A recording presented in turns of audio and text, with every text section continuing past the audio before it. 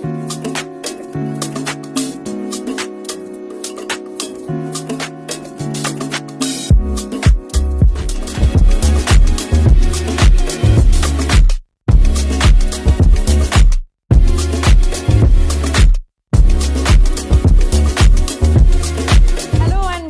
to another episode of Sacred Spotlight, where we see people from different walks of life who are really setting an example with the work that they are doing.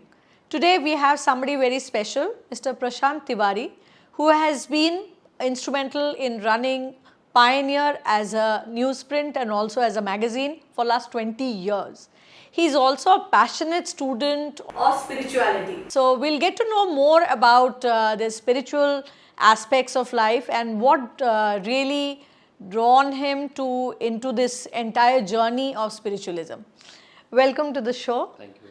Prashant ji, it's really wonderful to have you here and really, interested to understand that being a media person, how did you get into spiritualism?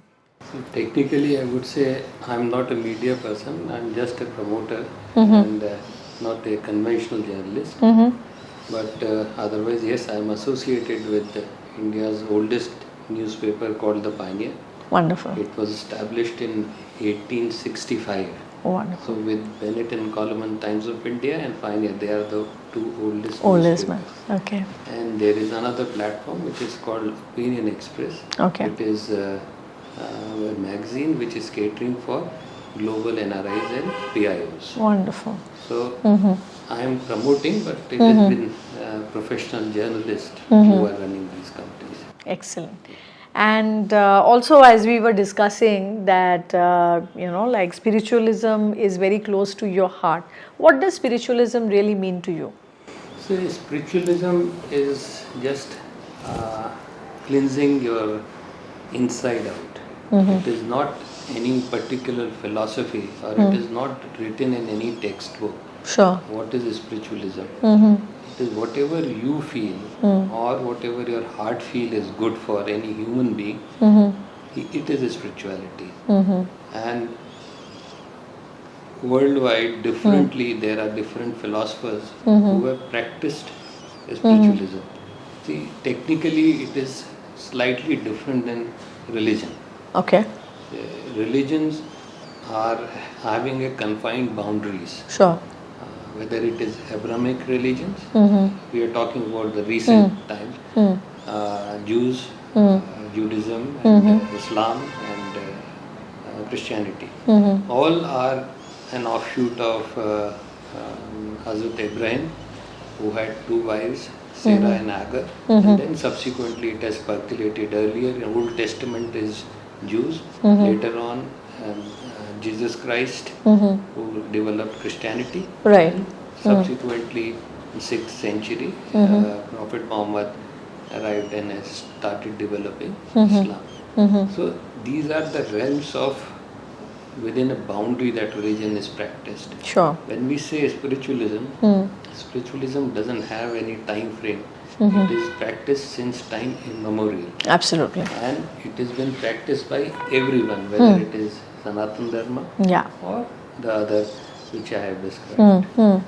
So, spiritualism is a kind of a draft plan wherein an individual is looking inside out and trying to cleanse whatever is whatever the ailments are, whether it is physical, mental, or and then you try to overcome those ailments by your mental strength. Absolutely. And this is how it has been practiced. Absolutely. So we see in the recent times there is Netflix, there is OTT, and all these things is really commanding the mindset of the youth today in the country and even globally, right?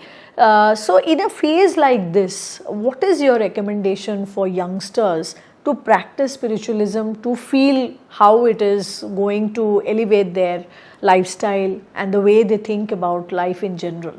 So, it is a very interesting question and a very difficult one. See, technology has taken over. Correct. Our mind and heart. True. We are not, or rather this world is now driven by technology. True. And consumerism. So, technology is the platform, and all these contents generally are looking for consumers. Sure. If you see today, there is a research that any kid who is 1 year, 1.5 years, and has started moving the fingers independently have an access to gadget. Absolutely. This is done by compulsion because today the families are not joint families. True. Mothers are working, so they generally give this toy to Keep the child occupied. To keep the child occupied, and then the technology takes over. Right. Once the technology takes over, then any content which is available on that particular platform is well engrossed in the mind of the child. True. So how to overcome it? Now I don't think the process can be reversed. Okay. Technology has already taken over. What we can do essentially is that every Sunday or a Saturday you should have a family union. Sure. For 2-3 long hours, sit together, divert mind of the child, engage in an active conversation. True. Give him the stories of the historical past, like what grandfather was and Absolutely. what father was. True. Tell them about the quality of Indian foods. As the kid is growing, gradually inculcate the stories of great stories of Adi Shankara, and we have other saints, those who have structured our way of life. I'm now restricting myself to India and Hinduism. In Sanatan Dharma, there are two philosophies which are very dominant. One is Advaita and one is Dvaita.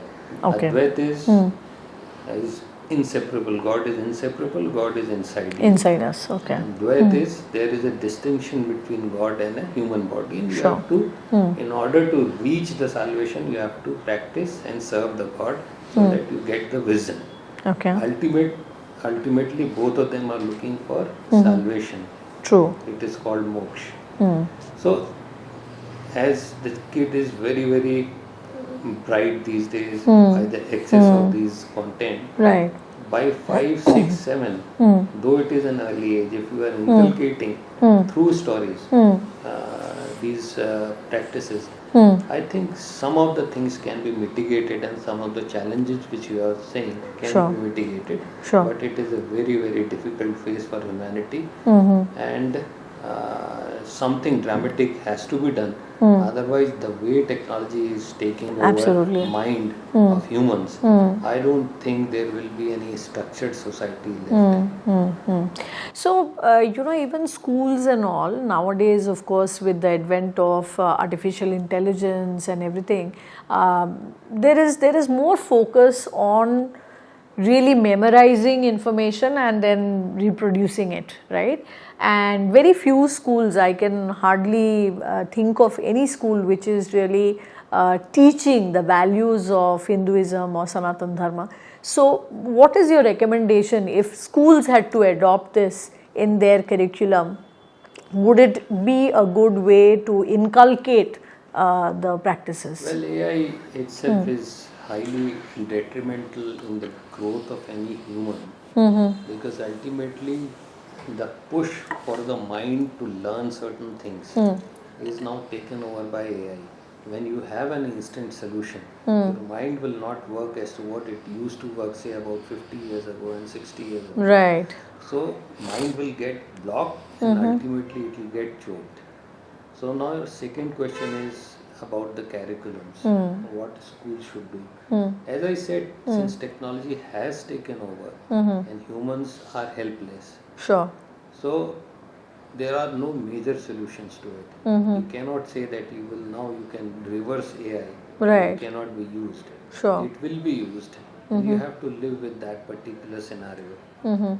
The silver lining is that somebody who is smart enough within the family setup Right. will try to create an alternates also. But otherwise, it is a one-way traffic, and it is Sure. very difficult for humans to really navigate in an era of AI. And the next generation, whichever is coming, it will be very difficult for them to memorize and sharpen their mind Sure. because of the availability or easy availability of the content, whatever they like. Right. So we see that, any person can actually convert their religion into, Islamic or Christianity. But, you're born Hindu. You cannot really convert yourself into a Hindu, right? So what's your opinion about that, and why do you think that's the case? See, again, it's a slightly controversial question, but it needs to be answered. Both Christianity and Islam are new religion relatively. Okay. And Hinduism is very, very old ancient religion. True. In old ancient times, as the passage of time, there will be some ailments that will be coming in any practice or society. Sure. With the passage of time, Hindus, as we say Sanatan Dharma, has been dominated by certain vested interest. And these vested interest has alienated large number of societies. Okay.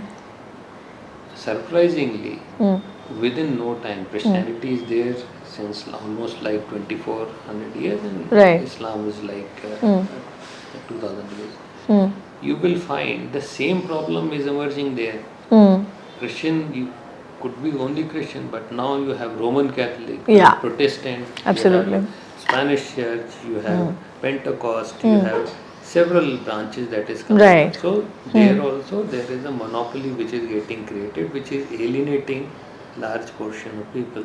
Sure. Similarly in Islam, it looks like they are one, but otherwise if you go and research, there are Shias, there are Sunnis, there are Wahhabis, there are Bohras, there are several branches that have come only in this limited period. Right, right. So same is the case with the Sanatan Dharma or Hindus. Yes, there are some ailments that have come in and that has alienated the society.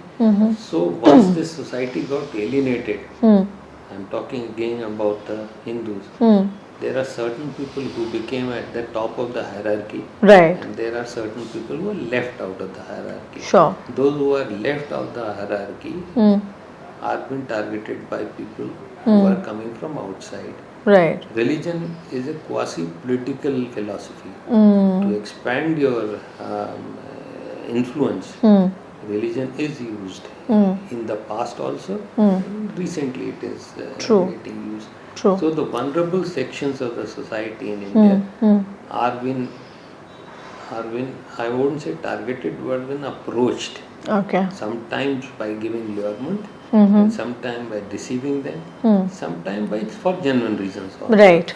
So this is the reason there is a conversion, large conversion that has taken place. To your question, why there is no reverse conversion in Hindus? No, there are certain organizations which are working. Today the government of the day is very active on it. They are aware of it.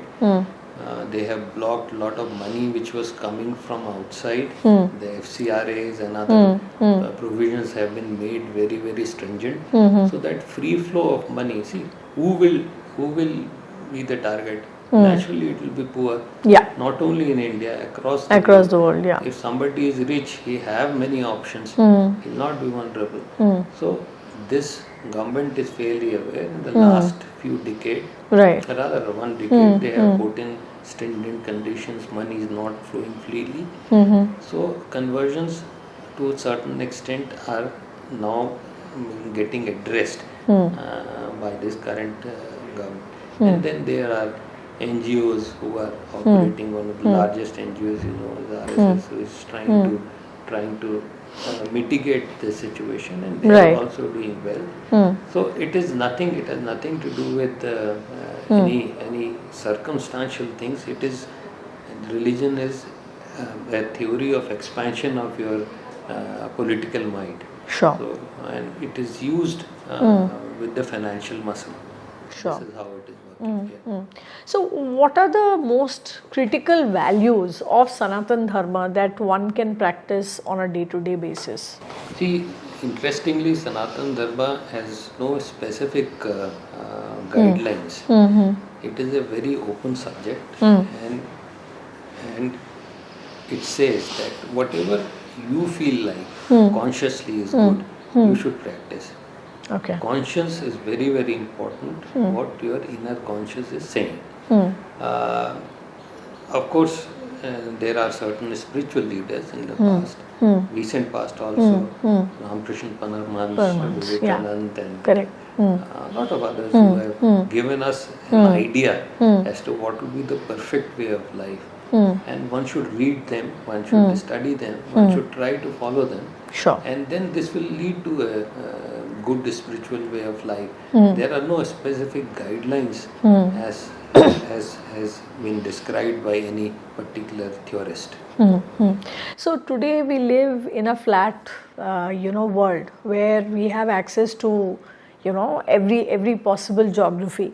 So what do you think is the acceptance of Sanatan Dharma across, the West and overall? Well, awareness is there about Sanatan Dharma even in the West. The problem with our set of people was that we have never been in a very commanding position historically in the last almost 1,000 years, or 1,500 years. The last one could find out when we could have been commanding global respect was era of King Ashok, his father Bindusar, and Chandragupta. After that, there was a slightly decay in Indian political landscape. See, and who will respect you if you are not having power? Why you are respecting West today? Why Christianity has taken such a big dimension? Because they had power, they had money.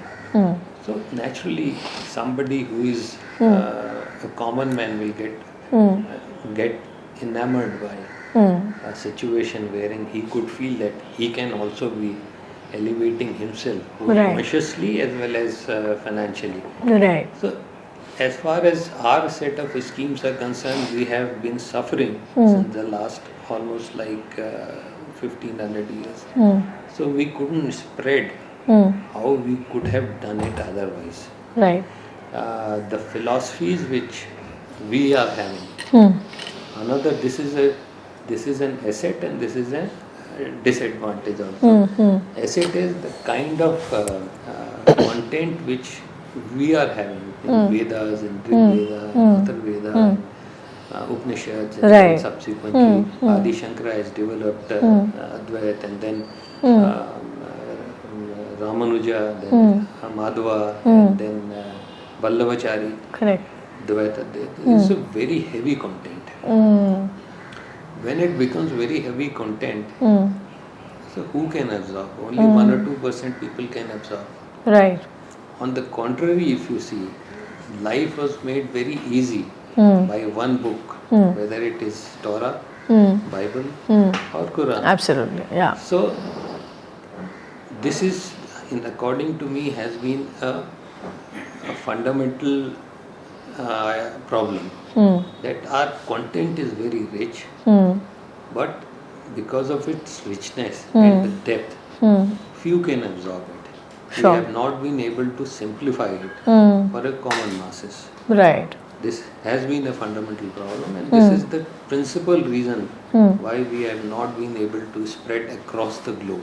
Right. Because if you see Africa, if you see South America, or even in America earlier, the Great Indians, essentially they were tribal. They were not, so who can absorb this much of content? So that has been the fundamental reason why there is a deterrent in vast spread of Sanatan Dharma despite its richness in terms of content.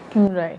And also in our society today, capitalism is prevalent. Like everybody, we were just talking about it, that, everybody wants to be rich and have the best of things in the society, right? So there is very less focus on these deeper aspects of life.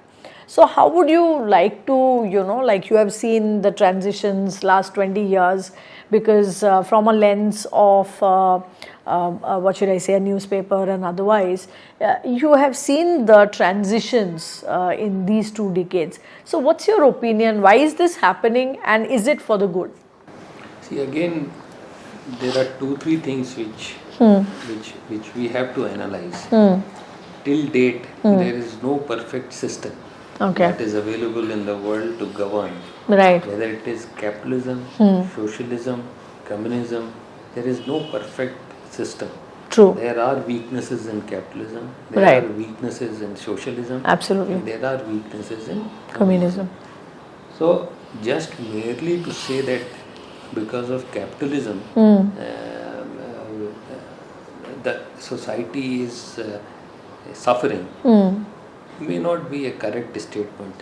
See, capitalism, because of the amount of discretion that any government will have, in case we have a very good leader with the availability of resources that capitalism push, he can radically transform the society. Right. I remember a situation which I was fairly young at that time, when pre-91 and post-91 India. Pre-91, we were in a stage of socialism. Sure. So there was a paucity of capital. Capitalist was also not seen as a hero. But there was a lot of poverty down the line.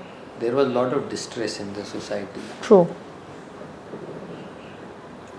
Post 91, the capital started arriving in India. So there was prosperity in the society. Today, whatever we can do probably is primarily because of the influence of capital. Those who are critical of capitalism are also beneficiary of capitalism. True.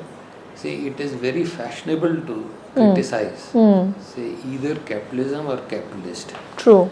But we have to take a holistic view. Right. What is their contribution? Say,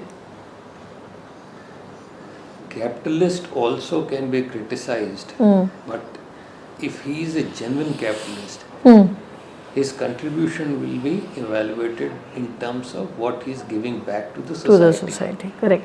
He is giving you the taxes. Right. He is giving you the employment. Right. He is taking the risk alone. Right. In case anything goes wrong, he is going to the Yes, jail. absolutely. Yet he is giving it back to the society. True. So he shouldn't demonize them. But of course, there are certain incidences wherein certain people take advantage of the system. Sure. And that advantage turns into a very ugly situation. There are a lot of bank frauds. There are a lot of fake companies. Right. There are a lot of money laundering that has happened True. in the past. Absolutely. So the capitalism has got a very bad name. Similarly, if you look at, say, classically the socialism, it is good. See, in capitalism, then we say there is a concentration of income for select few. Right. Which also distorts society. Correct. So socialism was an ideal situation where one small set of people shouldn't have a decisive say as to how the society should govern. So socialism was another tool of distribution of income and creating an equitable society. So, as I said, there is no perfect system that the humans have involved till date. We are in a process of evolution. Hopefully, we will involve something practical to satisfy all the people. No, absolutely. I agree and resonate with your thoughts on that. Just that, like more than capitalism, consumerism, this entire aspect of society today kind of takes away the beauty of Indian culture and what it has in store for the generations now. So a lot of people are not willing to look at it from that perspective, and that's the reason, I asked you about Sanatan Dharma and what are the practices and all, because sometimes people are not even clear that, okay, should I do yoga every day, should I do puja every day, and that clarity I think organizations can bring in more light to. Having said that, today's society, the way things are moving, there are, like all of a sudden there is a lot of job availability. All of a sudden there is like big layoffs. This is also impacting the overall nature of, people and their beliefs. What's your perspective, on that? So on consumerism, there is a simple answer. It is guided by an individual. See, whatever your needs are, you should fulfill it. Correct. You shouldn't overdo it. True. What is consumerism? You need a car. Correct. Of course, in today's context, you need a car because Right. society is moving. Right. But people have 4 or 5 cars. Yeah. Yeah. It is driven by the social pressures. Right. Right. If he is having the neighbor is having 4 cars, I should have 5. Similarly, whenever you are eating, if you are affluent, you will have, as we say, chappan bhog. You can eat 1/10 of it, but because you are having money, True. you are having large portion of food. Similarly, number of clothes. True. You are looking for 5-10 pieces, and Absolutely. if you have money, you have 50 or 100. Correct. So the consumerism is all about mindset. Look what is happening in Himalayas. It is pure consumerism. True. People are going there. There are more and more hotels and lodges are getting built. Environment is getting completely destroyed. Absolutely. Roads are getting widened because of the pressure of the traffic. This is called consumerism. True. This is called human greed. Right. So one should have a limitation as far as we can. Why can't we limit? If there is a pressure, Right. say in going to hill destination, I as an individual say I will go only once in 5 years. Absolutely. Will not go like every now and then. It is roads are so good, so every Sunday I'm going there. Right. So safeguarding and tuning your mind is very, very critical in setting up the solution for consumerism. True. See, spending money is not bad.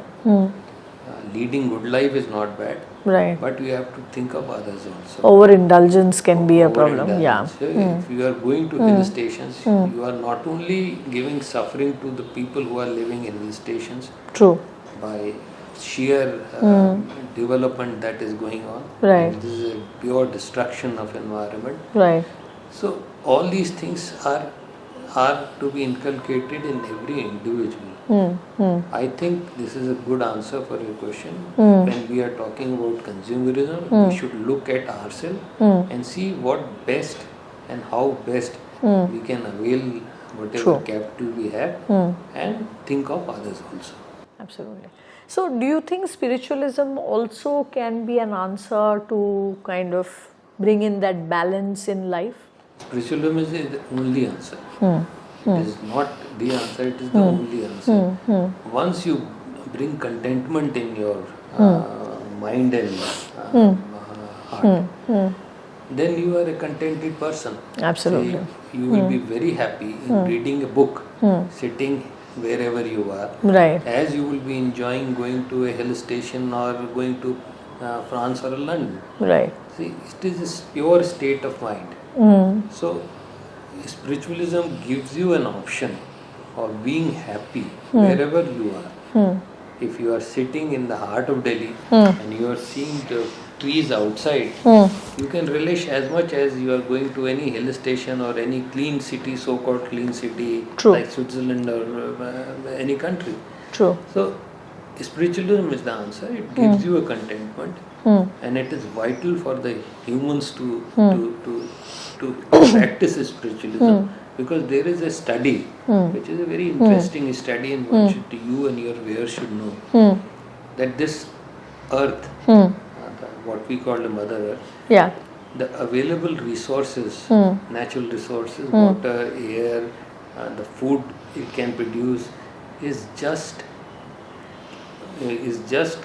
good enough for 2.2 billion people. True. There is a research, very authentic research. We have almost touching 4 times, 8 billion people. So there is a tremendous stress on this earth, which has a limitation. Absolutely. And more so in India, like 1/6 of humanity is living in a 3% of land mass True. of the total world. More stress. True. So how to navigate out of this stress? This stress is there. Right. It cannot be denied. And it cannot be humanly corrected. So what to do? So as you said, you have to really practice spiritualism. You have to restrict your desires. And we have to think of others also. True. Not by merely giving it to Right. somebody, Right. but thinking that if you are overindulging in anything, Right. how it will harm the others. Not by suggesting that you should go and give money or material to anybody. True. Just restricting yourself will resolve a lot of problems. To your point that we have already gone 4 times the population which the earth can handle. So in recent times we see youngsters, they are not keen in terms of going the family way, getting married, having children, and they are saying they are saving earth by not putting more pressure. So what's your take on that? Do you think that's a good way of addressing it? See, it has to be, there has to be universal application. It is not that certain urban class. True. Certain urban True. class is True. practicing and the rest 99 are indulging in the same Correct. way of life. Correct. Yeah. It has to be well percolated. Family planning was absolutely crucial when India got independence. True. See, Chinese, one thing Mao Zedong has done very good for them, has increased the territory by 2/3. Earlier China was near Yarrow River, 1/3. And by Tibet and accession of all the things, he has enhanced it to True. a vast land mass. India, unfortunately, or fortunately for that matter, has been never an aggressor. So we couldn't expand our territories or land mass. But we continued to increase our population. From almost like 25-30 crores at the time of independence to almost like 145 to 150 Absolutely. crores. See, logically, this land mass and available resource cannot justify this kind of a population expansion. True. So stress is there, There, will correct. continue to be there. But as I said, it is a land of spiritualism. If this situation would have been there in any part of the world, you would see so much of violence and other True. things would have been True. by this time, everything would have been in flames. Right. So fortunately for us, we have been guided by good leaders, good spiritual leaders. True. We believe in God. So there is a self-contentment that is there in the society. But yes, it is a very testing time, and I think we have to think over it again as to how our next 20-30 years would be. We should be planning because for it. population will continue to peak, and it is expected that it will peak at 171 crores. My God. So in next 20 years or so. So how this 120, 170 crore people will be accommodated in this particular land Right. with receding natural resources. Everybody, not the government. It is not the government job. It is an individual job also to think over it and weigh the challenge that is coming up. True. Because in a country like Japan, we see they have a problem of old age and, like youth are not there. But in India, we see that, like the expansion is just going on. One aspect I just wanted to understand that, like everybody, all parents think study and understanding of spiritualism and everything is coming in way of preparing to be professional. Like they are going to school, they are doing XYZ things, and there is everybody is going to a definite line, whether they want to go into medicine, engineering, law, whatever, right? So like that, what could be a good profession in the path of spiritualism? Because, like we have had people like Vivekananda, we have Ramakrishna Paramahansa, all of these people. But in today's time, nobody really ventures into this path. So I'll give you an analogy and joke without naming anything. So today, practicing spiritualism or to become guru is the most profitable venture. Absolutely. So they should emulate the current Gurus. modern gurus. They are living very happily, and some of them are very good also. Right. Because they professes peace. Absolutely. And so, but otherwise, to say that the other professions are good and spiritualism is bad is contrary. Rather, this is more lucrative for the next generation. If we are looking at, like the financial aspect of it. Okay, wonderful. So, like what is this one thing you would like to tell not only the viewers, parents, people at large in the society to practice to keep our Indian heritage and spiritualism up? See, again, it is the family union. And the union itself will drive spiritualism. The current society, the pressures of resources are tearing apart the family structures of India. Joint families are not visible. Reasons are, of course, very dominant. There is a pressure for a migration towards urban cities because of better living and better employment opportunities. So, joint family is the only solution for setting up a next generation for spiritualism. Sure. Which again is not possible. Also, there is a contrast in, like the ideologies like of generations. How do you address that? Because I don't see much of the gap. If I see my grandparents and how enlightened they were in 1950s, 60s, or my parents, it depends on which family setup you are in. Sure. Of course, there are certain things that have changed. Earlier, modernization was different. Modern outlook was different. Today, it is different. True. Earlier, there was no dance bars, there was no discotheques. So, this infusion of Western culture is there. Correct. But they were fairly modern people looking at that time. So, that generational gap is not there. The problem again is how we have started living. Joint families are decimated because of lack of resources. There is no one who can sustain even 4 or 5 people in urban areas. Leave apart 20, 30 people. Neither the space is there nor the income is there. True. That is the principal cause of disintegration of social values. Second, of course, this is also very important, is that technology, as I said earlier, Right. is taking over. And not taking over, has already taken over. And there is no reversal to it. Sure. It has taken over. And the kid who is like 2, 3 years old, most of the time for 5, 6 years, 5, 6 hours in a day, is busy in his gadgets. True. So he becomes or she becomes a loner by the time he or she becomes 12, 13 and is ready for to Right. go out and mingle with the society.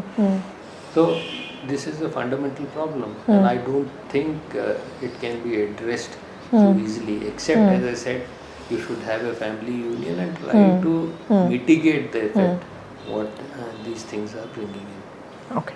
So, irrespective of where people are, whether it's in India geography or US or UK, wherever they are, Indians wherever they are, what are the top maybe 3, 4 things that they can do as a daily practice to have this element of spiritualism in their life? They are doing it. There are certain very enlightened people in the last 100 years, those who have gone to West and has given them an idea of what the Indian living is. And they are doing, whether you are in US, you find very conventional families, whether you are in Europe or Middle East or Far East, conventional families. No, across. I'm saying what are the 3 practices they could do? 3 practices they could do is, again, family union is the most important. One of the most important things, okay. Then one should really go to place of worship. Worship, once in a, temples. Once in a week, it can be anything.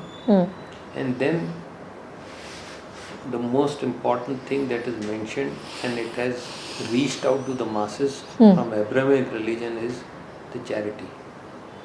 Charity, the way it has been mentioned in Torah, that is in Jews, Old Testament, charity in Bible, and zakat in Quran, has led to greater expansion of their religion, and it has attracted lot of other communities to them. So the third thing which we should do is we should engage in charity. Charity doesn't mean that you are going to a temple and giving that temple some donation. Okay. Charity means that you should be indulging in upliftment of social causes. Sure. Whether it is education, those who are deprived of education, whether it is medical facilities, because in the West, medicine and medical facilities are extremely expensive. So the people of Indian origin can set up some trust. They can that trust can look after somebody who is in distress. Sure. So, and also social education, like educating, not conventional education, by telling how one could become a good citizen of the world. These three things should be followed, and then the society, or the Indian society, also can expand in West very thoroughly if the Indians are practicing these 2 or 3 things in the Western societies. Then people will embrace. There are a lot of people in West also who are not happy with the current situation. So again I said, either you can catch hold of somebody who is poverty driven or who are unhappy with the current set of life. Right. So this can be a kind of an expansion program which people from India can do to promote their values, not religion, values. And finally, like, would you also say that spirituality has overall not only, like life benefits, but, medical benefits, as in... So it has. So technically, if you are a spiritual person and looking well after yourself, you will be practicing some form of sports or yoga. So the moment you are into that yogic science, you will be addressing your physical and mental problems as well. Sure, sure. Fantastic. Thank you so much, Prashant ji. This was really like enlightening for us, especially the viewers, because we have started forgetting what our roots are. So if we can practice these simple things, I would like to highlight what Prashant ji just mentioned: your union with your family, your prayers, and regularly yoga practice, and most importantly, charity, which you can do in multiple ways that we have discussed during the program. Thank you so much. Stay tuned for our next program. Thank you very much. Thank you.